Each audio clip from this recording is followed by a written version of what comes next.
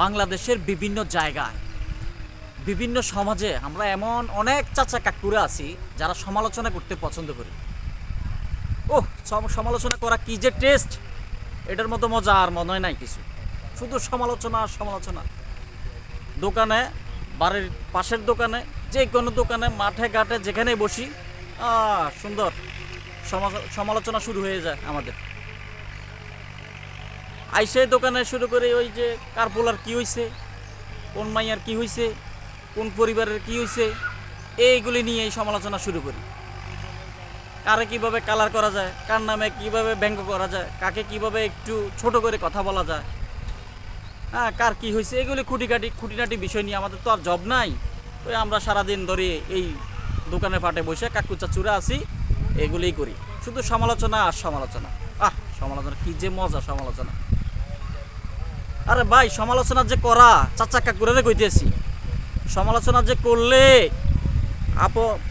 কোনো ব্যক্তি যার বিরুদ্ধে সমালোচনা করতেছেন, যে পরিবারের বিরুদ্ধে সমালোচনা করতেছেন, আপনার যে তার অনুপস্থিতিতে কথা বলতেছেন, আপনার যে গীবত হচ্ছে, আপনার কি সেটা মনে আছে?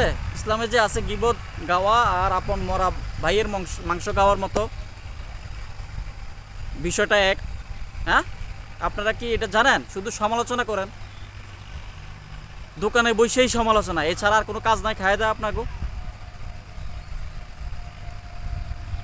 আর সমালোচনা না করে আপনি পাশে ওই মাঠে একটু সবজি করেন না, যাইয়া কাজে লাগবে। মরিচ ধরবো, মরিচ গাছ করেন, লাউ গাছ করেন, পেঁপে গাছ করেন, কুমড়া টুমড়া লাগান, শাক সবজি খাইতে পারবেন।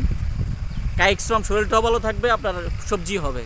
আর ভাই না, কিছু গাছ লাগান, কাঠ গাছ লাগান, বিভিন্ন ফল গাছ লাগান। গাছ ফল না দিলে ফুল না দিলে ফল দিবে, ফল না দিলে ফুল দিবে, ছায়া দিবে।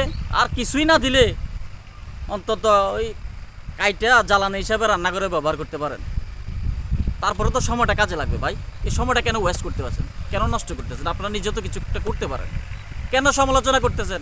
কেন অন্যের গুণে নিজের কাজে নিতেছেন? কেন অন্যকে সমাজের ছোট প্রতিপন্ন করতেছেন এবং অন্যের দোষ ত্রুটি নিয়ে এটা ফোকাস করছেন? সে কি আপনাকে বলেছে ফোকাস করার জন্য? না বেতন দিয়েছে, না কোনো এটার মধ্যে বেতন আছে, কোনো তানখা স্যালারি আছে নাকি?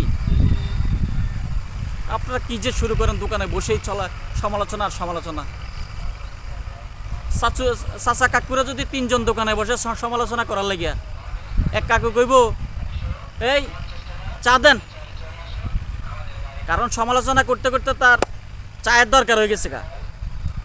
আরেক চাচু কইব এই দুধ বাড়ায় চা দেন, দুধ বাড়াইয়া, কারণ সমালোচনা করতে করতে তার শরীরে প্রোটিন এবং ক্যালসিয়ামের অভাব দিছে, যার কারণে এই মুহূর্তে সে ওই সমালোচনা শুরু করে দিছে। কারণ এই দুধ বাড়াইয়া চা দিলে ওই চা দিয়া মনে করেন যে সে কি করব, দুধের সাথে ক্যালসিয়াম আর প্রোটিন পাইয়া পালা করে সমালোচনা করতে পারবো। এই দুধ বাড়াইয়া চা দেন। আর একটা যে কাকু দোকানদার সাহেবরে কইতেছি চিনি বাড়াইয়া আমার চা দাও, তার মানে কি তার ডায়াবেটিসের রুগী, ডায়াবেটিস সমালোচনা করতে করতে এমন একটা পর্যায়ে গেছে, ডায়াবেটিসটা একেবারে ডাউন হয়ে গেছে, সুগার লেভেল একদম নিচে নেমে গেছে, শরীরে চিনি কমে গেছে।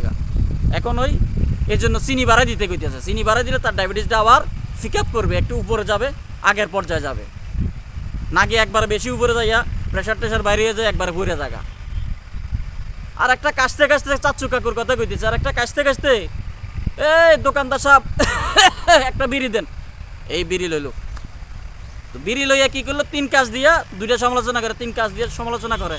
অথচ আপনার ঘরে চাষিরা ফাঁটাইছে একটু আগে, একজনরে ফাঁটাইছে 1 কেজি আলুর লাগিয়া, একজনের ফাঁটাইছে 1 কেজি পেঁয়াজের লাগিয়া, আরেকজনরে ফাঁটাইছে সামান্য কিছু মশারি ডালের লাগিয়া। আপনারা লইয়া যাইতেন, আর আপনারা পরে এখানে সমালোচনা শুরু করছেন। বাড়িতে গেছে আর চাষিরা আল্লাহর রহমতে জিগাইতেছে কি হয়েছে, আপনারা ফাঁটাইছি। একজনে কইতেছে পেঁয়াজের লাগিয়া, আরেকজনরে ফাঁটাইছি, আরেকজনের ওয়াইফে কইতেছে, চাষি কইতেছে যে আপনারা ফাঁটাইছি আলুর লাগিয়া, আরেকজনরে ফাঁটাইছি কইতেছে আপনারা ফাঁটাইছি মশারি ডালের লাগিয়া। কি হয়েছে, আপনারা এত দেরি করলেন কেন? আরে কইও না, কি একটা বাপ সাবল। আরে দোকানে গেলে এদিকে তোরে মানুষ কি যে করে সাইতে পারে না, মানে ভেজালের পর ভেজাল, মানুষের শুধু ভেজাল ভাঙবেলারা। তো চাষির তো ভালোই বুঝছি বাটফাট যে কী ধরনের বাটফাট সংসারে তো চাষি করে।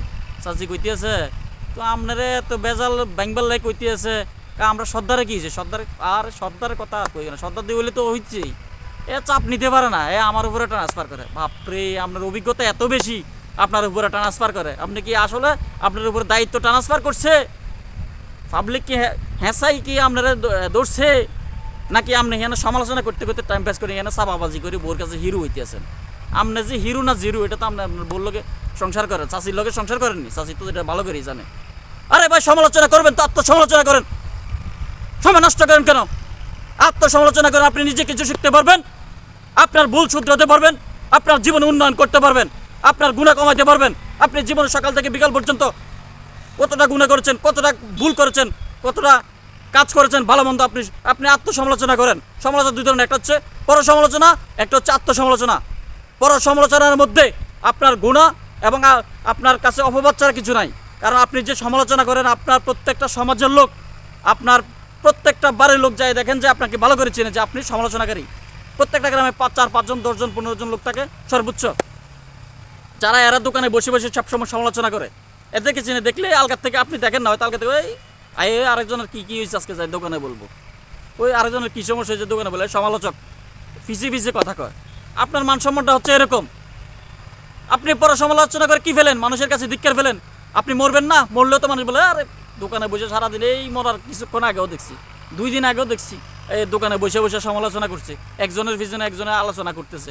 হচ্ছে এই ধরনের লোক। আরে ভাই মরার পরও তো রিপোর্টের দরকার আছে। আল্লাহ ফেরেশতা পাঠাইবো যে এই মানুষটা ভালো ছিল না মন্দ ছিল, একটু খবরের জন্য। ওই সময় যদি এই খবর পায় তাহলে আপনার এই জীবন দিয়ে লাভ হবে কি? সমালোচনা 2 ধরনের আছে, আত্মসমালোচনা আছে, পর সমালোচনা। আপনি পর সমালোচনা বাদ দেন, আত্মসমালোচনা করেন, নিজের মর্যাদা বাড়বে, নিজের ভুল ত্রুটি শুধরাতে পারবেন, নিজেকে উন্নয়ন করতে পারবেন। কাজে লাগে থাকেন, ভালো থাকবেন, সুস্থ থাকবেন। আসসালামু আলাইকুম রহমতুল্লাহি ওয়া বারাকাতুহু।